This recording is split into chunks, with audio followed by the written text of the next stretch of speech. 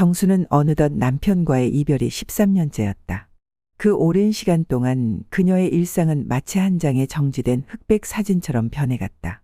무채색의 방, TV 소리만 흐릿하게 울리는 오후, 그리고 깊은 밤이면 더욱 짙게 내려앉는 고요함. 바깥 세상의 모든 소리는 벽을 타고 흐르다가 이내 사라졌고, 정수는 마치 이 세상에 존재하지 않는 것 같은 기분에 사로잡혔다. 낮엔 일부러 TV 볼륨을 키우고 혼잣말이라도 중얼거리며 그 정막을 깨보려 했었다. 하지만 밤이면 전등을 끈 방 안에 들이치는 외로움은 숨조차 막히게 했다. 정수는 느꼈다. 시간이 지날수록 자신이 점점 희미해지고 있다는 것을. 누구에게도 발견되지 않은 채 그저 하루를 견디고 있다는 감각. 누군가와 함께였다면 달라졌을까? 그런 생각이 떠오를 때면 그녀는 다시 이불을 뒤집어 쓰고 잠에 빠져들곤 했다. 그 긴 고요 속에서 정수는 점점 자신을 잃어가고 있었다. 매일 아침 눈을 떠도 살아있다는 감각보단 그저 지속되고 있다는 느낌뿐이었다. 그러던 어느 날 정수는 동네 커뮤니티 센터에 들렀다가 우연히 한 장의 안내지를 발견하게 된다. 동년배 공동 주거 프로그램. 혼자보다 같이. 짧은 문구가 정순의 가슴을 건드렸다. 순간 그 글귀가 마치 자신을 향해 건네는 말처럼 느껴졌다. 오랫동안 잊고 있었던 감정. 변화라는 단어가 마음 한편에서 조용히 꿈틀거렸다. 그날 이후 정수는 며칠간 그 종이를 들여다보며 망설였다. 정말 괜찮을까? 어색하지 않을까? 마음속에서는 불안과 설렘이 뒤엉켰다. 그녀는 스스로에게 물었다. 내가 아직 누군가와 어울릴 수 있을까? 하지만 그럼에도 아주 오랜만에 가슴속 깊은 곳에서 살아야겠다는 의지가 피어오르고 있었다. 결국 정수는 신청서를 썼다. 그리고 스스로에게 조용히 다짐했다. 이제는 뭔가를 해야 해. 그 결심을 실천으로 옮기기 위해 정수는 남편의 묘를 찾았다. 그가 떠난 뒤 거의 발걸음을 하지 않았던 곳이지만 이번엔 무언가 허락을 받고 싶었다. 바람이 잔잔히 흔들리는 산속. 묘비 앞에 선 정수는 조용히 눈을 감았다. 미안해. 나 이제 조금은 살아보려 해. 그리고 돌아오는 길, 정수는 거울 앞에 섰다. 안녕하세요. 저는 정순이에요. 어색한 미소를 띠며 대화 연습을 해봤다. 몇 번이고 반복했지만 그 미소는 점점 자연스러워졌고 그녀는 처음으로 자신의 눈을 마주보며 고개를 끄덕였다. 정수는 신청서를 낸 뒤 며칠이 지나 드디어 입주 첫날을 맞이했다. 그날 아침 평소보다 훨씬 더 신중히 옷을 골랐다. 거울 앞에 서서 몇 번이고 다려진 셔츠 깃을 펴고 머리카락을 정리했다. 가볍게 화장도 했다. 아주 오랜만이었다. 도착한 공동주택의 문을 열기 직전 정수는 손잡이를 잡고 잠시 숨을 고르며 중얼거렸다. 괜찮아, 할 수 있어. 문을 열고 들어서자 두 사람이 먼저 와 있었다. 먼저 눈에 들어온 사람은 영자였다. 키가 크고 마른 체형, 긴 머리를 말없이 묶은 모습. 그녀는 조용히 고개를 끄덕이며 정순을 바라봤다. 눈빛은 부드럽고 깊었다. 정수는 이상하게 그 눈빛에서 편안함을 느꼈다. 마치 오래전 어머니가 건네던 무언의 안심 같은 것. 그리고 명숙. 작고 동그란 얼굴에 짧은 단발. 첫인상은 밝고 분주해 보였다. 정순이 들어서자 먼저 활짝 웃으며 다가와 인사를 건넸다. 어머, 안녕하세요. 정순 씨죠? 반가워요. 그 웃음은 어색했던 정순의 어깨를 살짝 풀어주었다. 입가에는 아직도 긴장이 맴돌았지만 그 따뜻한 미소에 정순도 모르게 고개를 끄덕이며 인사를 건넸다. 네, 잘 부탁드려요. 첫날의 대화는 서툴렀다. 말이 오가긴 했지만 마치 딱딱한 벽을 사이에 두고 외치는 것 같았다. 하지만 묘하게도 셋 사이엔 같은 시간 속에서 살아왔던 이들만이 느끼는 공기가 흐르고 있었다. 그들을 연결한 건 단지 지붕 아래 함께 산다는 사실이 아니었다. 누구보다 혼자였던 시간을 잘 알고 있다는 공감. 그게 조용히 그러나 분명히 셋의 거리를 조금씩 좁혀주고 있었다. 같은 공간에서의 첫 며칠은 조심스러웠다. 누군가 문을 열거나 밥을 차릴 때 서로 눈치를 보며 말을 건네는 타이밍을 고민했다. 무심한 듯한 침묵 속에도 사소한 소리 하나에 마음이 흔들리곤 했다. 정수는 그 속에서 묘한 불편함을 느꼈다. 혼자만 너무 신경 쓰는 건 아닌가 싶기도 했고, 둘 사이에서 자신만 겉도는 건 아닐까 걱정되기도 했다. 밤이면 그런 생각들이 정순의 마음을 톡톡 두드렸다. 내가 괜히 이 집 분위기를 망치는 건 아닐까? 말투가 딱딱했나? 내가 표정이 어두웠나? 소소한 장면들이 자꾸 떠올랐고, 그럴수록 정수는 자신에게 질문을 던졌다. 내가 이 안에 잘 섞일 수 있을까? 그래서 그녀는 더 자주 부엌에 나섰다. 명숙이 마트에 간다고 하면 함께 따라 나섰고, 영자가 식탁에 조용히 앉아 있을 땐 그 옆에 커피 한 잔을 내려놓았다. 정수는 가까워지고 싶다는 마음을 단 한 줄의 말보다 행동으로, 미소로 조심스레 보여주었다. 그 첫걸음은 마트에서 명숙에게 말을 걸며 시작됐다. 그건 1+1이에요. 짧은 말에 명숙은 밝게 웃으며 대답했다. 정보 감사합니다. 그 짧은 대화가 둘 사이에 작고 단단한 다리를 놓았다. 집으로 돌아온 뒤 셋은 처음으로 작은 식탁에 둘러앉았다. 정순이 구운 김, 명숙이 끓인 미역국, 그리고 영자가 손질한 나물이 올라왔다. 누구 하나 특별한 재료를 쓴 건 아니었지만 그 조합은 이상하게 완벽했다. 이렇게 누군가랑 같이 밥 먹는 게 참 오랜만이네요. 정순이 수저를 들며 조심스럽게 말했다. 명숙은 고개를 끄덕였고 영자는 작게 미소 지으며 수저를 들었다. 그 순간 정수는 느꼈다. 아직은 낯설지만 그래도 나쁘지 않다. 햇살 좋은 날, 셋은 동네 도서관 앞 벤치에 나란히 앉아 작은 라디오로 음악을 들었다. 어느 곡이 흐르자 정수는 혼잣말처럼 중얼거렸다. 이거 예전에 우리 남편이 좋아하던 노래예요. 말이 끝난 후에도 아무 말은 없었지만 영자가 조용히 고개를 끄덕였고 명숙은 조심스럽게 이어폰 볼륨을 높였다. 말없이도 서로의 외로움이 겹쳐지는 순간이었다. 명숙은 요리를 꽤 잘했다. 하지만 어느 날 해물파전을 한다며 잔뜩 반죽을 만들어 놓고 프라이팬을 달구는 걸 깜빡해버렸다. 탄내가 진동하자 영자가 조용히 부엌 문을 열며 말했다. 바삭한 걸 좋아하긴 하는데 이건 좀...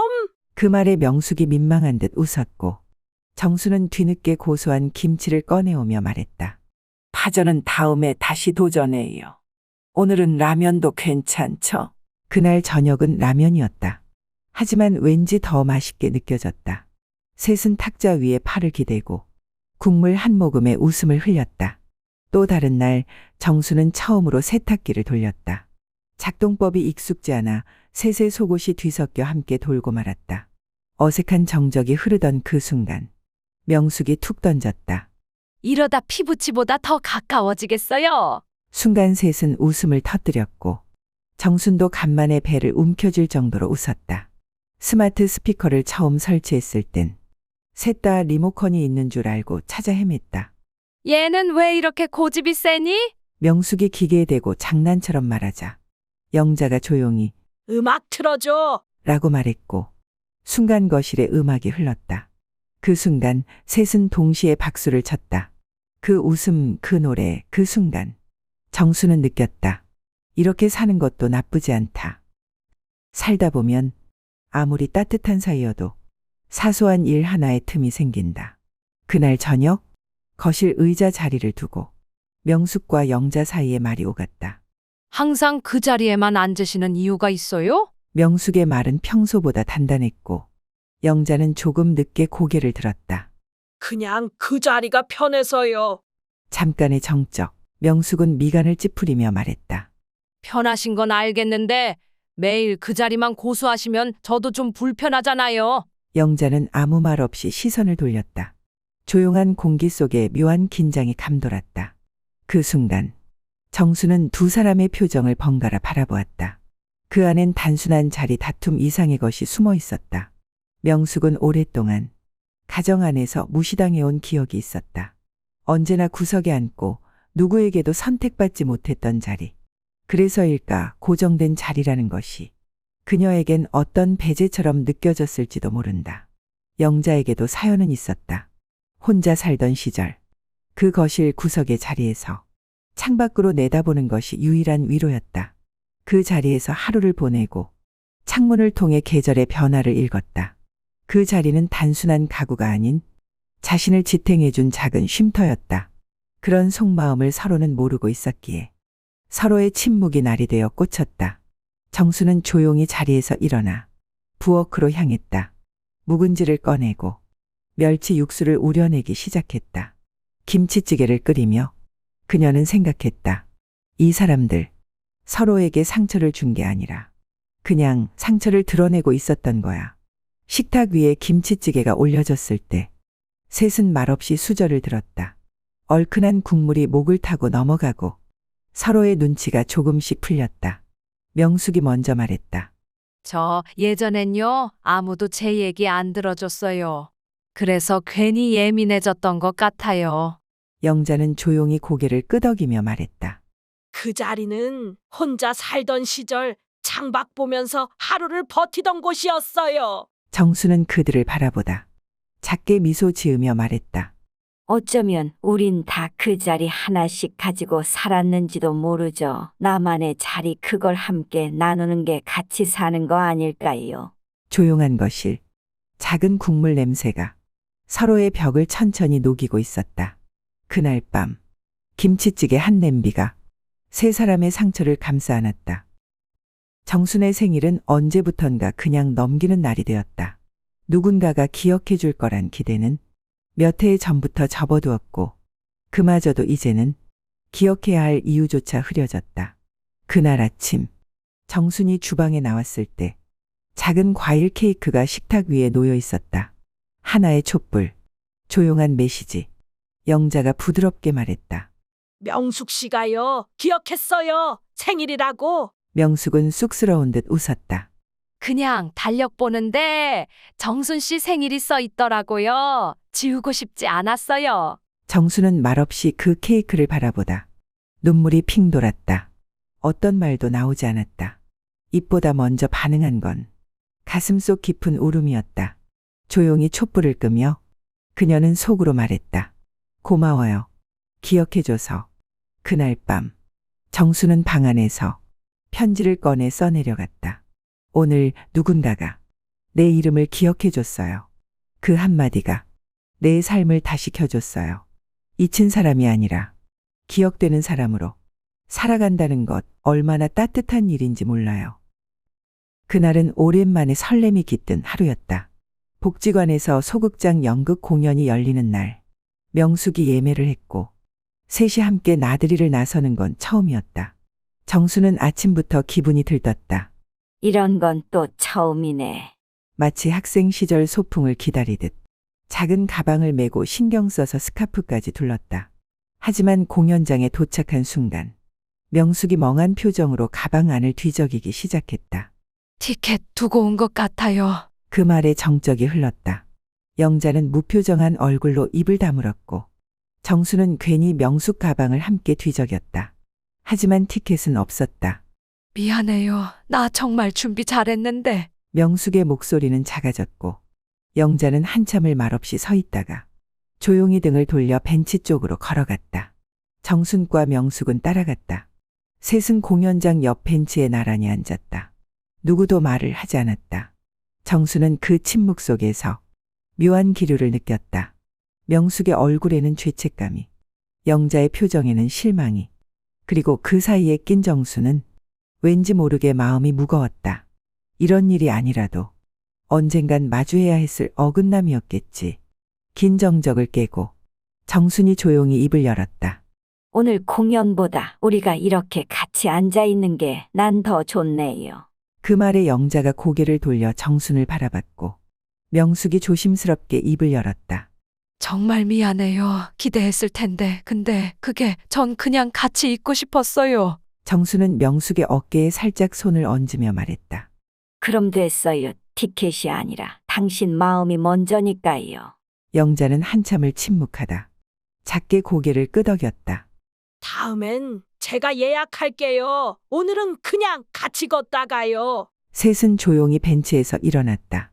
공연은 보지 못했지만 그 벤치 위에서 그들은 오히려 더 깊이 연결되었다. 기억에 남는 하루는 계획대로 흘러간 날이 아니라 함께 견딘 날이더라.